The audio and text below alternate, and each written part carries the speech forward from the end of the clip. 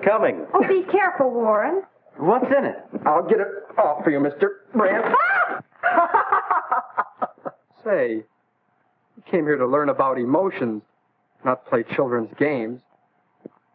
What is this anyway, Mr. Brent? Well, you had some questions about emotions for your biology classwork. This will help. Sit down.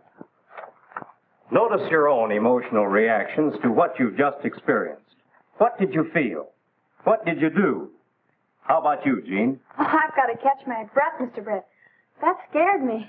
Warren, your reaction. Well, I think I feel kind of angry. You tricked us, you know.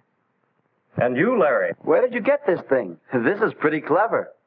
Notice that each of you reacted differently.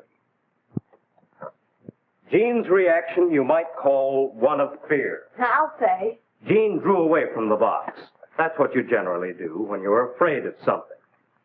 On the other hand, Warren's reaction you might call rage. He was ready for a fight. What happened to me? What did I do? You laughed. You were pleased. You drew closer to the box. You liked it. Psychologically, we classify that sort of response with what we call the basic emotion of love.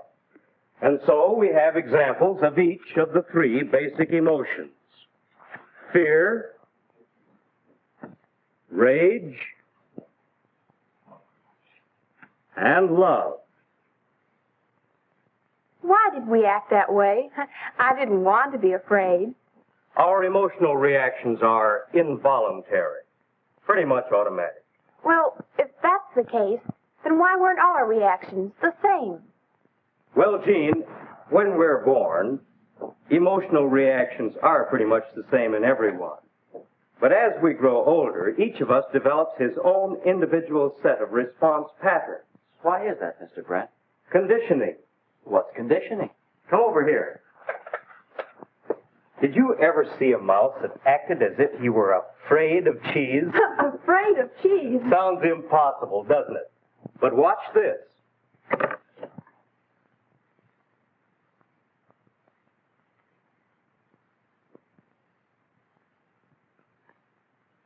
The strangest thing I've ever seen. Is that the result of conditioning, Mr. Brent? How did you do that? Well, we began several months ago with just a mouse, one that liked cheese.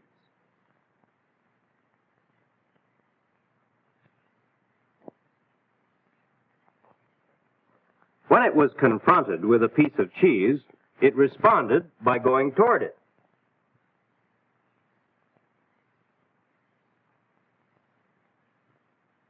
But when the mouse was given a mild electric shock as it approached the cheese, it responded by running back. After this procedure was repeated for some time, the mouse began to associate the cheese with the electric shock. And because he was afraid of the shock, the mouse was conditioned to be afraid of cheese.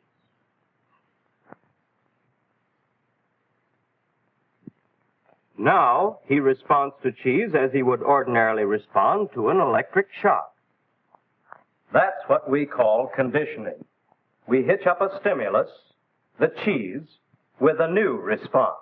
Must be pretty hard on the mouse. But it doesn't happen to people that way, does it? Let's find out. Come over here, Warren. Hold your hand out like this. That's right. Now just try to hold it steady. Don't let your hand move. Just hold it steady. But you're pushing it down. Just hold it steady. Steady. Steady. Hey, it went up. That's a case of simple conditioning, not involving emotions this time, but still conditioning. Is that the reason that Jean scares so easily? Why, she's afraid of mice. Oh, hush.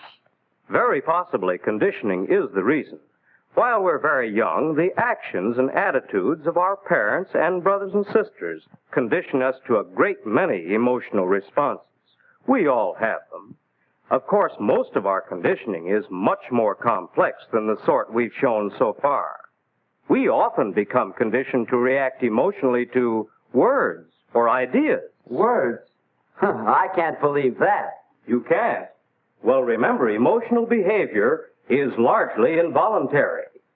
Here, come over here and take a look at this model of the brain. This is the front of it. Emotions are centered in the lower part of the brain, the thalamus. The thalamus is not consciously controlled. When your emotions are stimulated, a reaction indirectly affecting the thalamus can produce changes in you and your body. For example, you all three reacted to the jack-in-the-box. Your facial expressions and actions changed, and that was without any conscious effort or control, wasn't it? Mm-hmm. That's right. Well, in the same way, your reactions can produce involuntary changes within your body. For example, these glands may produce tears. That's common in emotional responses. Other glands, such as the adrenals and the liver, work harder.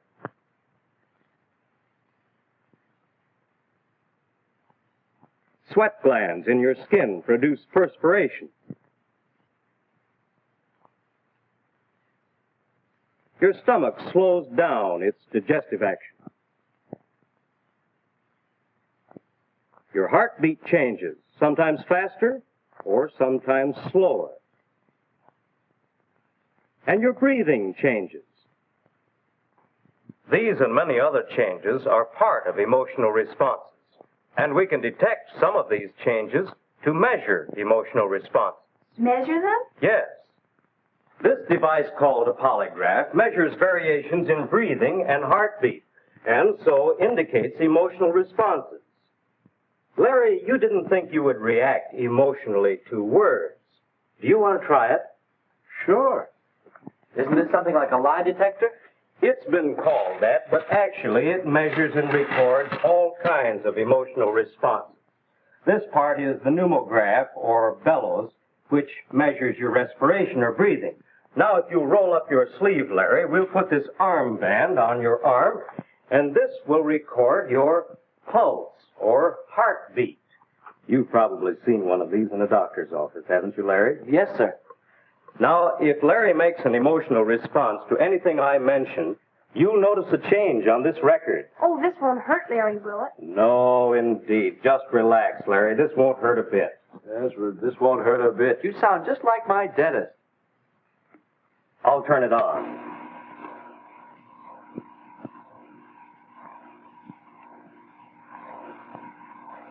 Notice how regular Larry's breathing is now, and his pulse as the pens gradually fill in the graph.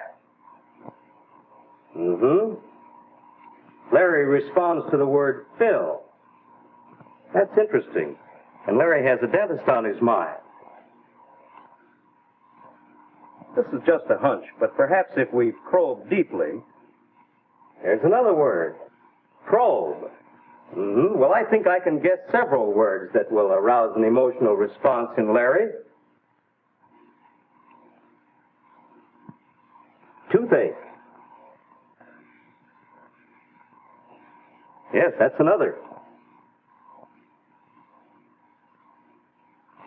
Drill. I'm responding just to words. Why? Well, perhaps you can give us the answer to that one, Larry. Oh, I have been seeing the dentist lately.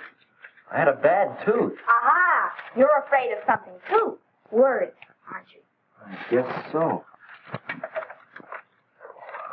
How did that happen? Well, come on over here to the blackboard. Maybe if I draw a diagram of the process of conditioning, it will help you.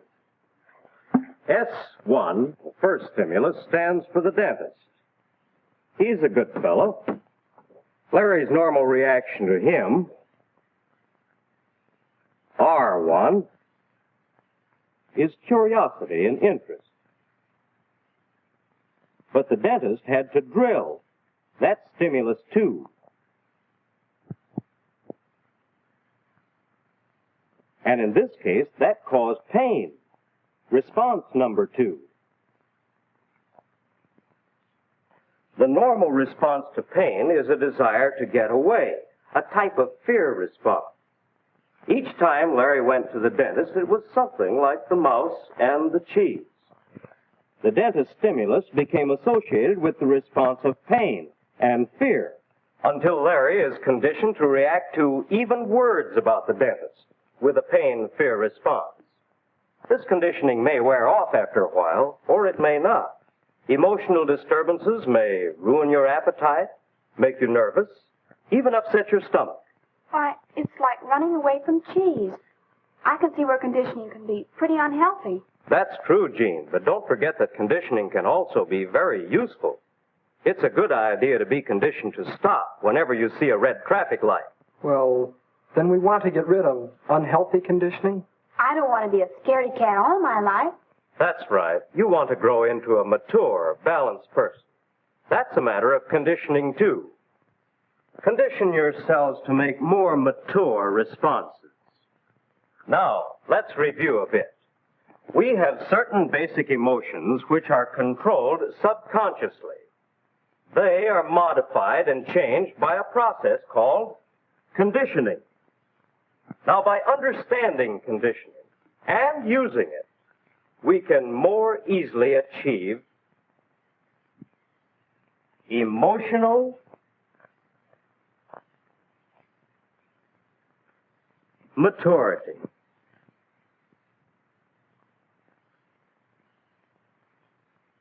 Let's remember what happened with the Jack-in-the-Box. Each of you made a different response, but all your responses were a little immature. Mature persons respond in a more balanced manner. That is, their responses include a little of each of the basic emotions.